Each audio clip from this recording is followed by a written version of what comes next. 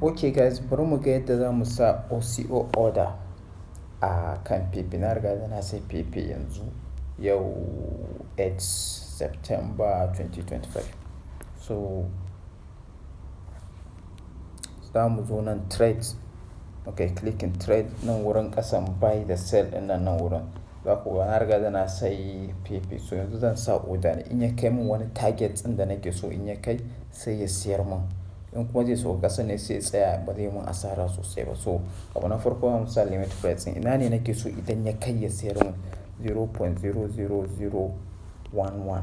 In ya kai nan wannan price ɗin zai siyar min. Sai kuma in ya sauko ƙasa ina ne bana so in yi asara sosai sai sa 0.00097. Zai triggering zai sa shi a order.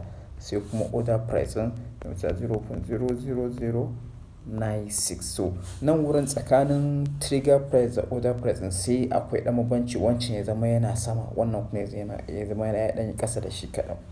Sai mu ce so yanzu guda nawa zai siyar mana, zaka zaɓa ko guda nawa kake so. So ni zan sa gaba ɗaya. So in ya siyar zai kaga abin da zai rage mu zai zama $26. Sai in sa sell. Ina clicking sell sai in confirming.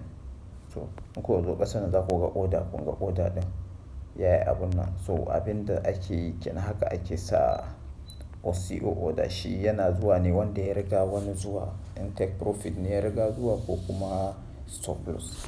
Allah ya sa mun gane, Allah ya taimake mu, Allah ya ba mu sa'a. Allah ya sa mu samu nasara a cikin kasuwa.